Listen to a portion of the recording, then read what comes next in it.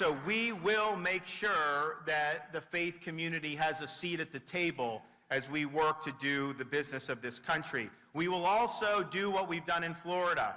We have universal school choice in the state of Florida, and we need it nationwide.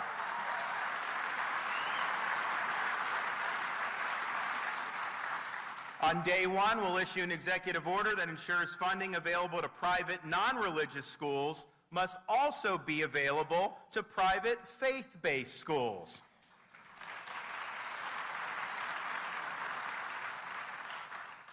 We will stop the federal government from targeting men and women on the basis of their faith. Religious schools should not be pressured to violate the tenets of their faith. There will never be a question about whether a faith-based charity that serves the poor deserves First Amendment protections. We will seek the repeal of the Johnson Amendment, which suppresses the speech of our religious leaders.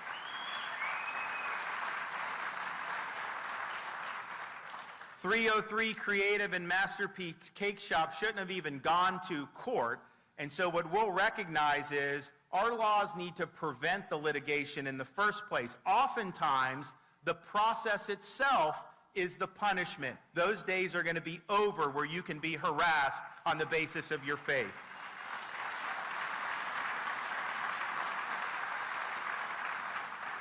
In short, you will be free as believers, as Christians, as Jews, as everybody who's of faith.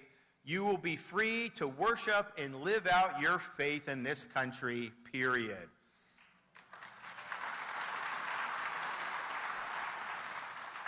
We will also ensure that the Judeo-Christian tradition and values that our nation was founded on are respected and are preserved. We're going to create divisions of conscience and religious freedom in the departments of Education, Labor, and HHS to protect religious liberty across all agencies of government. Religious expression is a fundamental civil right.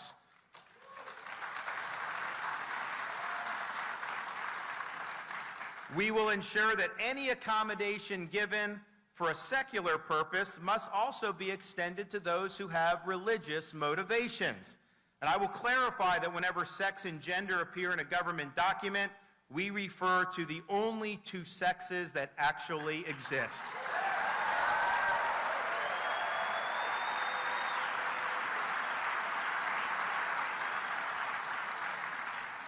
Finally, I will bring something that's long overdue to this town and this government: accountability.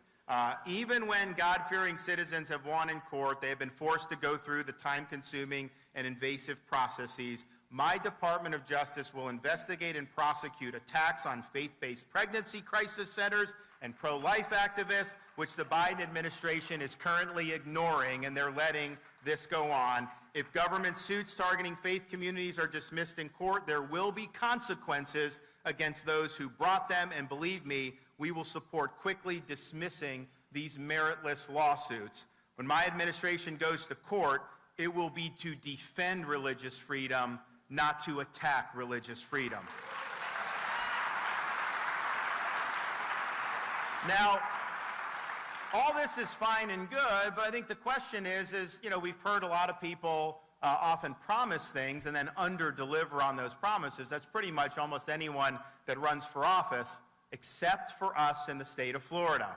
Everything we promised we would do, we delivered on. In fact, we over-delivered on our promises, and Florida has led the way on issue after issue. When the world went mad during COVID, when common sense suddenly became an uncommon virtue, Florida stood strong as a citadel of freedom and a refuge of sanity. We protected our religious institutions when so many states were running roughshod over people's right to practice their faith. In Florida, we have universal school choice, and we have held the teachers' unions accountable for their misconduct.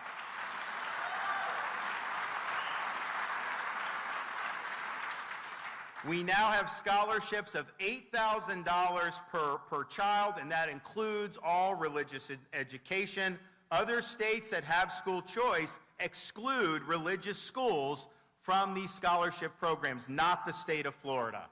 We have also stood up to protect the culture of life by enacting the strongest pro-life protections in the modern history of Florida, the Heartbeat Protection Act.